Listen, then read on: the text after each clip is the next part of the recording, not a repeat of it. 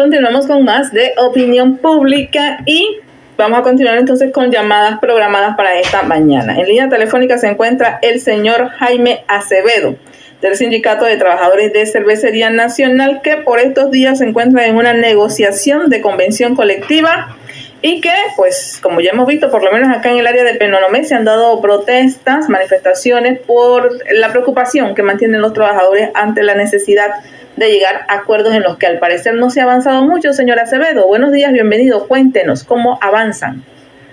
Sí, muy buenos días. Gracias por la entrevista que nos permiten dar. Efecto, mi nombre es Jaime Acevedo, secretario general del Sindicato de Trabajadores de la Industria Cervecera de Panamá, STIC, Sindicato de Trabajadores de Cervecería Nacional, y también somos parte de la Federación Unitaria de la Clase Trabajadora, FUCLAT. Como usted dice, en efecto estamos en medio de una negociación de convenio colectivo que inició el día 19 de mayo por la vía administrativa, por medio de la instancia del Ministerio de Trabajo. Lastimosamente a la fecha no hemos logrado llegar a acuerdo con la empresa y ya mantenemos en este momento el inicio de la segunda prórroga que establece la ley para las negociaciones de la convención colectiva. Hoy se mantiene estancada esta negociación producto de situaciones que la empresa no pretende resolver, que de manera ilegal para nosotros violenta derechos de los trabajadores y nos afecta como clase trabajadora en nuestro beneficio y en nuestros derechos. ¿Con cuáles aspiraciones fueron ustedes a esta mesa de negociación? ¿Qué están pidiendo los trabajadores para mejorar su condición laboral en este momento?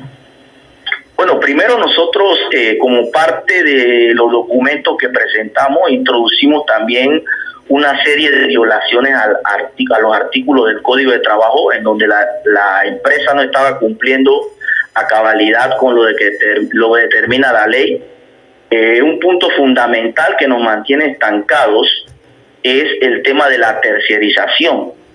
Es un mecanismo que utilizan las empresas transnacionales, inclusive las nacionales, para desconocer derechos de los trabajadores y precarizar las condiciones de estos trabajadores que contratan por la vía de otras empresas para que realicen el trabajo permanente en la empresa. Entonces, lo primero en lo que hemos quedado estancados es en la defensa de los puestos de trabajo y en la recuperación de estos trabajadores que se mantienen en estas empresas de manera precarizada, sin derecho a seguro social, sin derecho a riesgo profesional, sin derecho a poder afiliarse a la organización sindical y mucho menos tener acceso a beneficio del convenio colectivo. Evidentemente nosotros presentamos también nuestro proyecto de convenio colectivo para que sea negociado, en donde presentamos aspiraciones a diferentes situaciones o condiciones de trabajo que pretendemos deban ser mejoradas por parte de la empresa, tanto aspectos económicos como de beneficios sociales que tenemos dentro del convenio.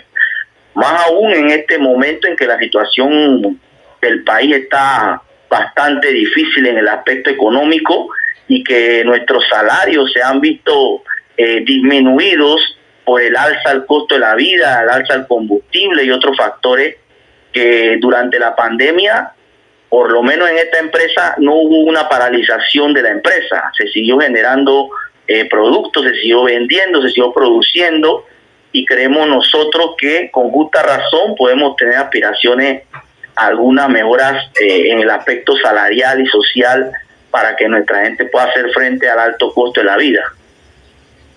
En este tema de la tercerización y que me llama la atención, ¿está permitido dentro del Código de Trabajo y esas otras empresas que usted dice que contratan a ese personal los mantienen como que servicios profesionales, eventuales, para no cubrir con ninguno de estos requisitos que debería cumplir todo trabajador? Bueno, ese es un tema que es profundo en nuestro país y no solo en Panamá, a nivel internacional. Es una forma de precarizar las condiciones de trabajo. En nuestro Código de Trabajo, el artículo 79 claramente establece que todo puesto permanente debe ser ocupado por trabajadores permanentes contratados por la empresa.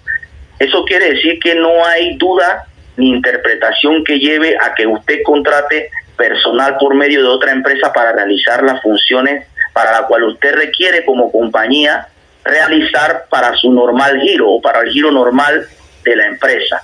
La empresa, por medio de esta contratación, hace acuerdos comerciales con empresas que se dedican en teoría a mantener una serie de individuos que son supuestamente dueños de camiones para que trabajen de manera permanente para la empresa, mas sin embargo esto lo que hace es desconocer puestos de trabajo y desconocer derechos y prestaciones, y que la empresa inclusive no pague seguridad social, no pague riesgo profesional, porque ellos no tienen nada que ver con esos trabajadores que van en esos carros, que ni siquiera tienen un contrato de trabajo. En el caso de otra figura que utilizan, ellos llegan contratando trabajadores de una empresa X, y esos trabajadores se mantienen permanentemente dentro de la compañía haciendo el trabajo igual que los trabajadores propios, y lo único que pasa es que no le reconocen derechos, no le reconocen convenio colectivo, no le reconocen inclusive el derecho a sindicalizarse, y esto también atenta contra esa libertad sindical, porque se ha demostrado durante esta pandemia que los trabajadores organizados es lo que han podido resistir aún más o de cierta manera el impacto que ha tenido esta situación desde la llegada del COVID hasta nuestro día. Muy bien.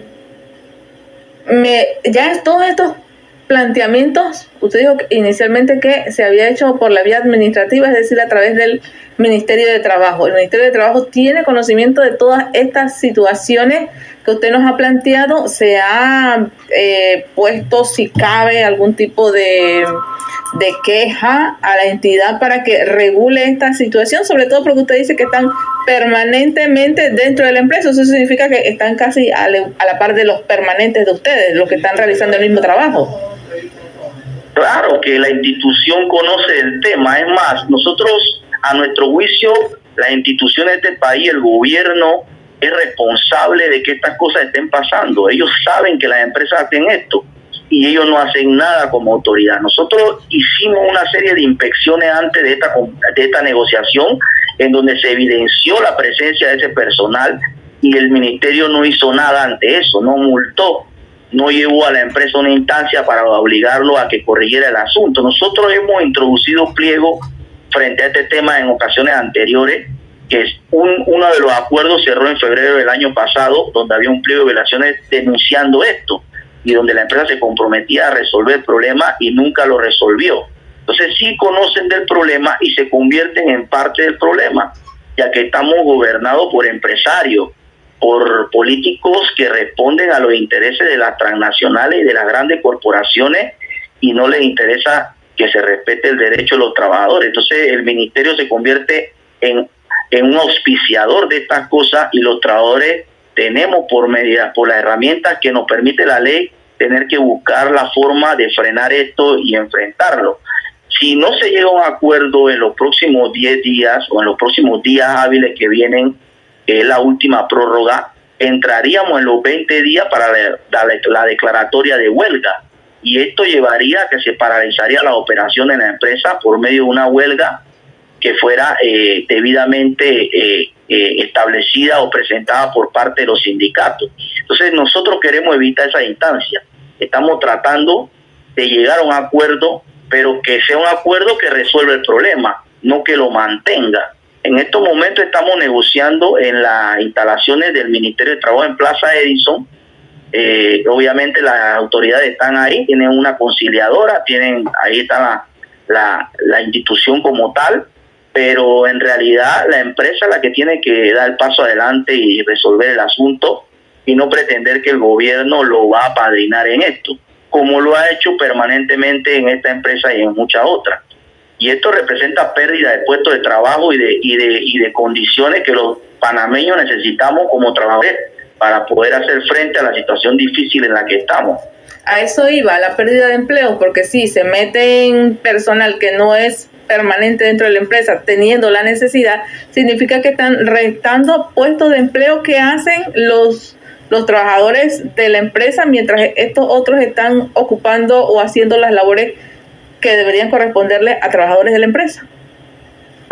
los puestos se pierden. Nosotros tenemos agencia en Penonomé, tenemos agencia en Santiago, tenemos agencia en Chitré, en Chiriquí y otros restantes en las ciudades de Panamá, de Colón, de Chorrera.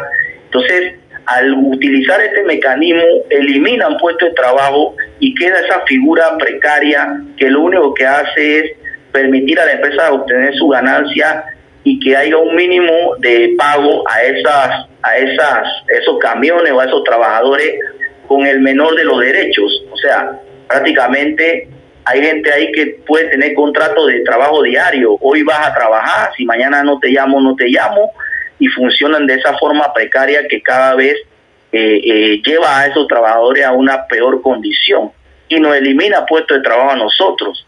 Entonces, la empresa, en la necesidad de producir y distribuir su producto, debe contratar personal necesario y hacer que se cumpla la ley de este país, o cumplir con la ley de este país, que tengan derecho a su convenio colectivo, que tengan derecho a sus aumentos salariales, a sus condiciones que están establecidas en la convención. La empresa, entonces, en la mesa hasta el momento, ¿no está de acuerdo con ninguna de las aspiraciones que han planteado ustedes como sindicato? ¿O ha ofrecido?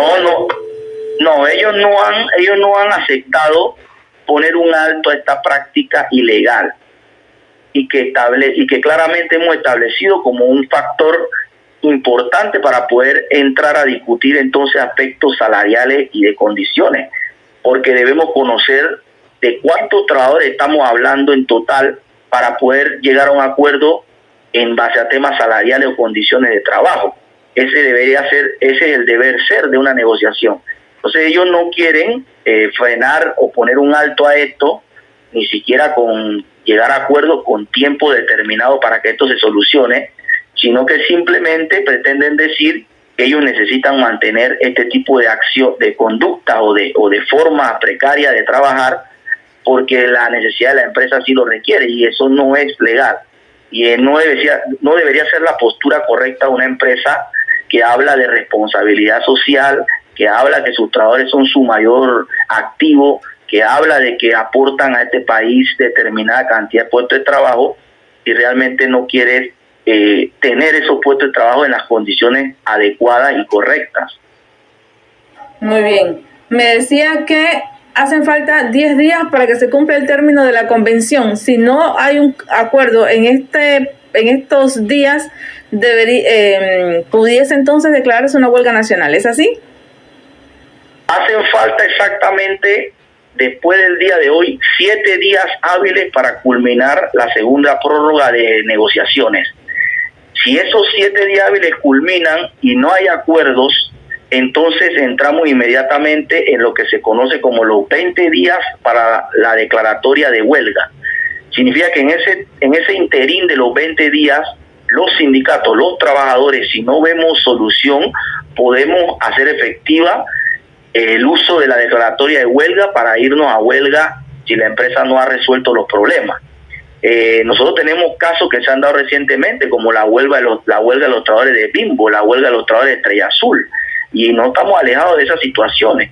Aún no hemos llegado a la discusión del tema de aumento salarial y de algunas otras condiciones, y ya la empresa simplemente está bloqueada en no resolver un problema que debería haberlo resuelto desde el primer día, y poder entrar entonces a discutir esos otros problemas que también tienen su profundidad y que pueden llevar a huelga, como acabo de mencionar, ocurrió en otras empresas. Nosotros, nuestra mayor intención es solucionar los problemas, pero siempre que se vea, que se respeten los derechos de los trabajadores y se mejoren condiciones, que está en manos de la empresa hacerlo, porque realmente Panamá es uno de los mayores consumidores per cápita de cerveza de nuestra región. Este es un mercado ampliamente consumista, entonces no hay excusa para decir que aquí hay un tema de que las cosas van a empeorar. Y nosotros sabemos lo que estamos haciendo en el sentido de que conocemos los movimientos de la empresa porque trabajamos dentro de ella. Ojalá no se llegue a esa instancia, pero lastimosamente si la empresa se pone intransigente y no pretende resolver, tendremos que utilizar esa herramienta que es un derecho de los trabajadores a nivel nacional, constitucional, y que está establecida también en convenios internacionales. Bien, ojalá que, como usted dice, pues no se llegue a eso, porque a la larga todos se verían afectados producto de esta situación, y que las autoridades intervengan también, porque si usted lo ha planteado, así como nos ha planteado, pues en efecto hay un tema allí que debería corregirse, porque las autoridades deben, ¿cómo decirlo?, actuar en medida de garantizar un trabajo seguro para los panameños, y no que de repente pues siga aumentando la informalidad, siga aumentando la desmejora de las condiciones de los trabajadores.